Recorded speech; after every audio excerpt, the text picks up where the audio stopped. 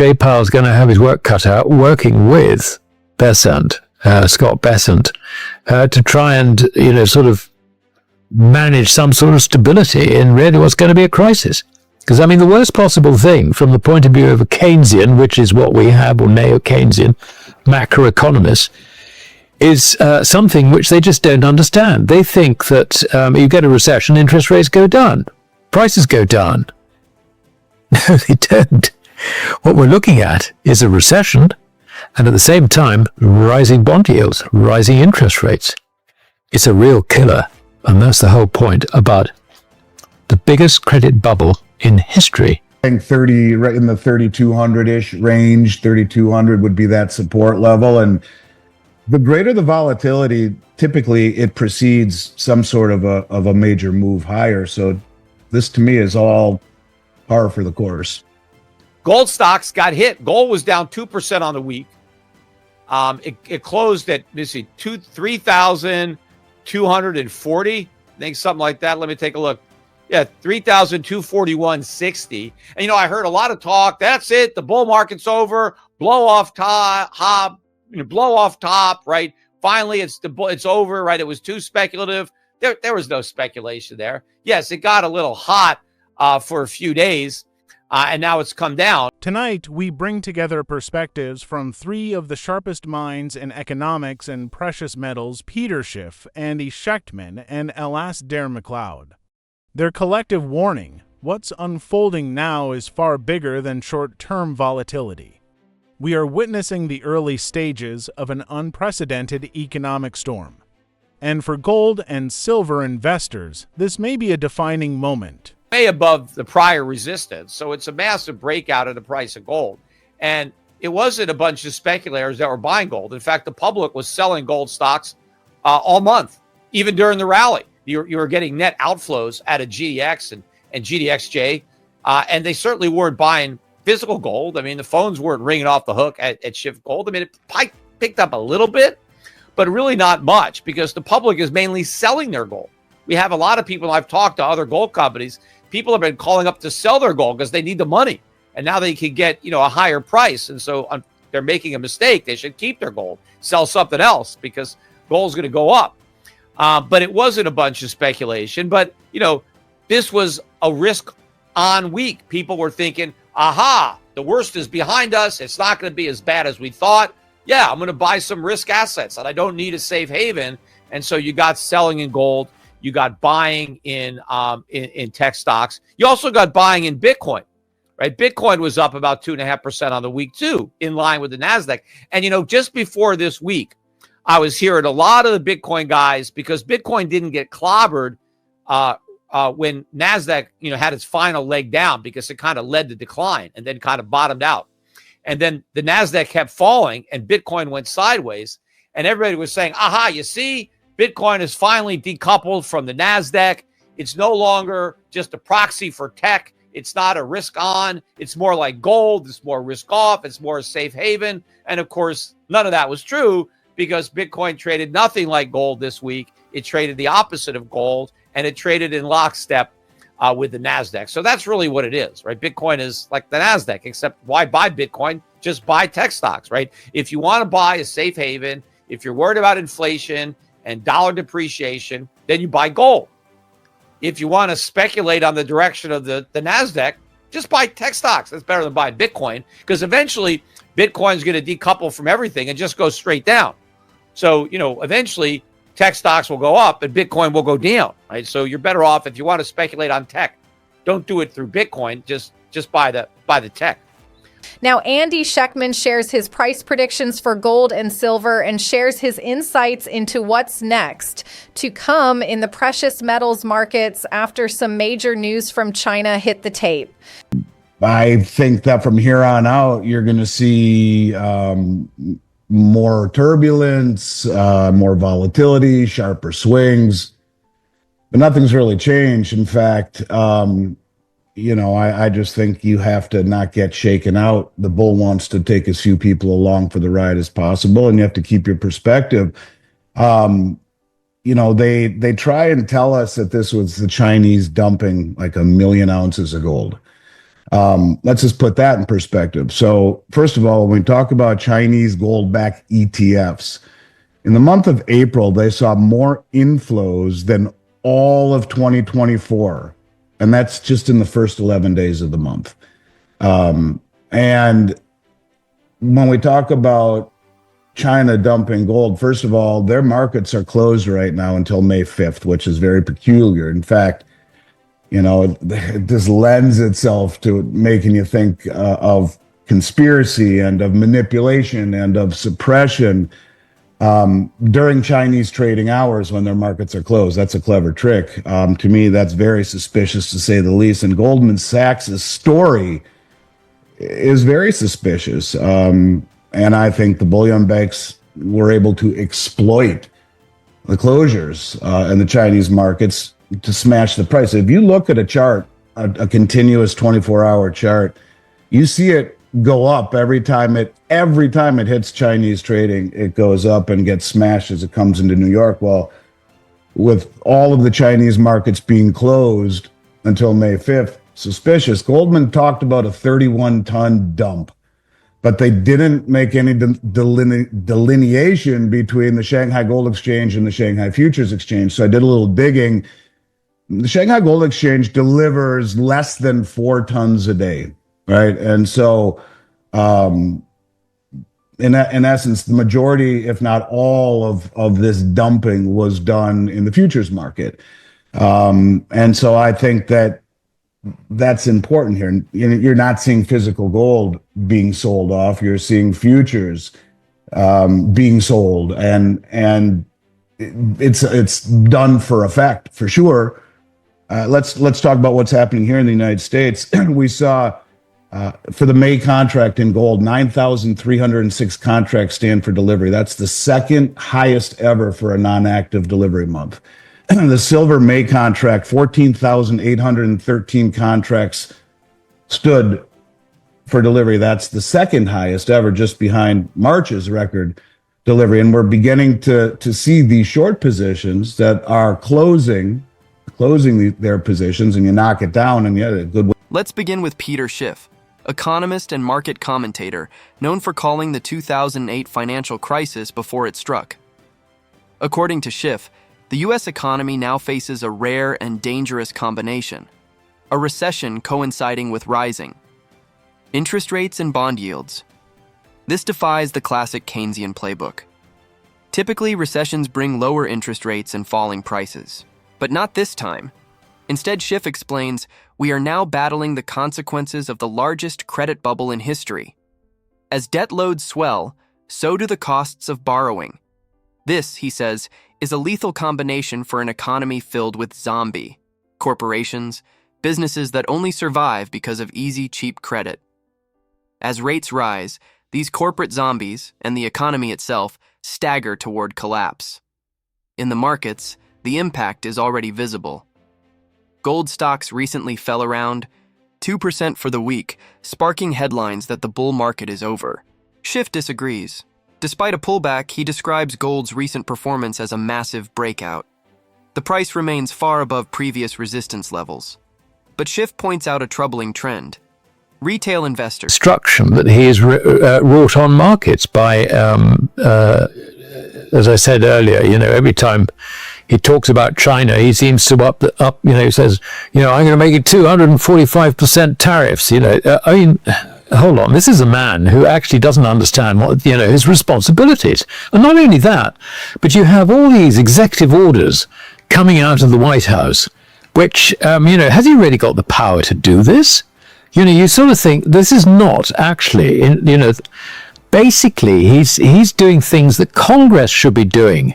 I mean, if Congress passed these policies, which I would very much doubt a lot of his policies, that's actually their responsibility, not the president's. He's weaseling around the law to basically take total dictatorship over American policy. And his latest example of this, of course, is on interest rates. He's trying to take it away from the Fed. I mean, this is just so dangerous. And, I think that he has been sat on because quite clearly he's quietened down. And I think he's just been told, look, shut up. When you've now got to ask yourself the question that having sort of embarked on this fairyland idea that he could replace income tax with tariffs and so on and so forth, like they did before the First World War or whatever. What's going to happen now? That's obviously not going to happen. Whether there is going to be any increased revenue from tariffs, we'll have to see. But there's a huge question mark over that. What's going to happen now that he's really given a kick into a recession? He's just kicked the economy downstairs.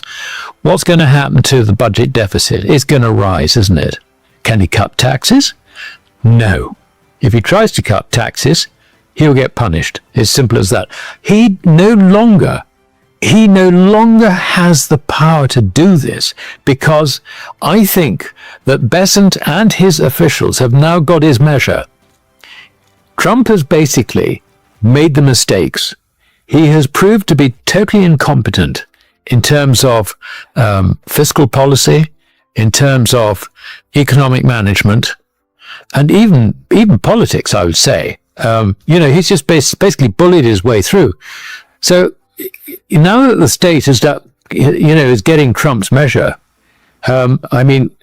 this is not quite so nice. I think the deep state basically is getting back into power, if you like. So we go from Sleepy Joe to Sleepy Trump. This is going to be, I think, the way it goes, because, if you start losing, if you're in a position of power, a total power, and you start losing it, because you've made some fundamental errors, basically you're on a downhill slope.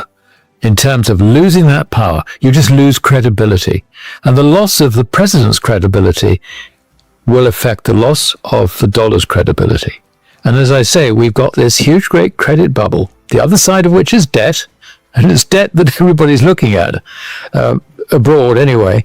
And you can see that, if the debt is going to be a problem, which basically means that the cost of debt in the form of interest rates is going to have to rise in order to sustain that debt, as it were, then under those circumstances, what does that do to the economy?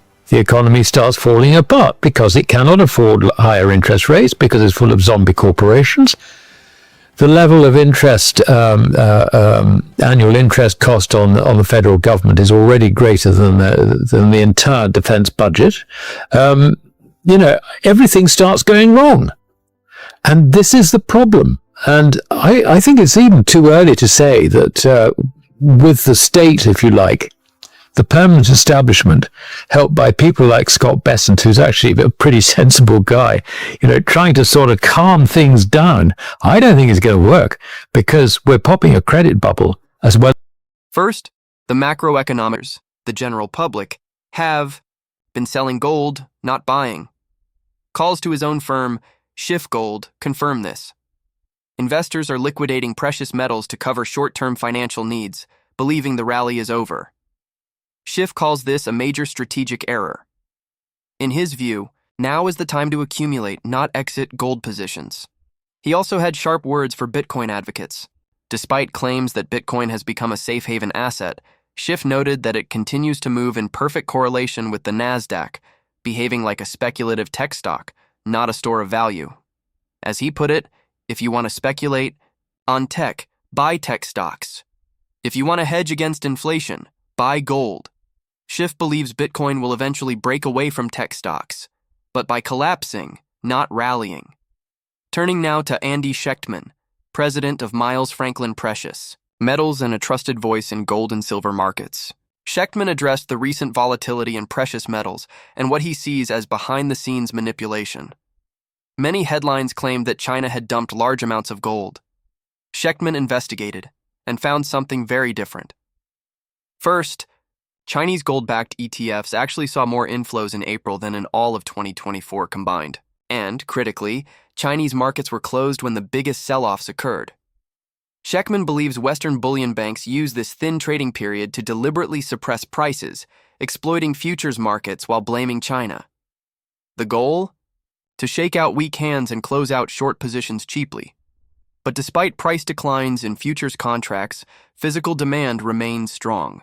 In the U.S., the May gold futures contract saw over 9,300 contracts stand for delivery, the second highest for a non-active month. Silver saw almost 15,000 contracts stand for delivery, another near record. This, Schectman emphasizes, shows that the smart money is demanding physical metal, not paper promises. He also noted that while gold has already surged, silver has yet to break out from its technical formation. When it does, he expects silver to outperform gold significantly. However, he warned that volatility will remain high as bullion banks and large investors jockey for position. And finally, Alasdair Macleod, head of research at Gold Money and a respected monetary economist, offered a sobering macroeconomic overview. Macleod argues that U.S. fiscal and monetary policies are now dangerously unstable. Massive tariffs, executive overreach, and attempts to sideline the Federal Reserve are eroding both domestic and international confidence, not just in U.S. leadership, but in the dollar itself. The consequences are severe. The federal government's debt burden has soared. Interest payments on this debt now exceed the entire U.S. defense budget. And as the cost of servicing debt rises, the government faces a dilemma. Raise rates to keep attracting buyers for U.S. bonds, or lower them to stimulate growth. Both options are fraught with risk. Adding to the problem is what Macleod calls the zombification of corporate America. Many companies can no longer survive without ultra-low interest rates. As rates rise, these businesses face collapse, threatening jobs and economic stability. Macleod also issued a political warning. He argues that both current and previous administrations have tried to deflect responsibility for economic weakness by blaming foreign powers and imposing protectionist policies. But these actions, he says, only mask deeper structural flaws and hasten the loss of global trust in the U.S. dollar. His conclusion is stark. We are not merely facing cyclical market volatility. We are witnessing the early stages of a global loss of confidence in fiat currencies. For investors, Macleod believes the best defense lies in holding tangible assets, particularly gold and silver. So, what's the takeaway for investors? First, do not be misled by short-term price movements. Volatility is not a sign of market failure.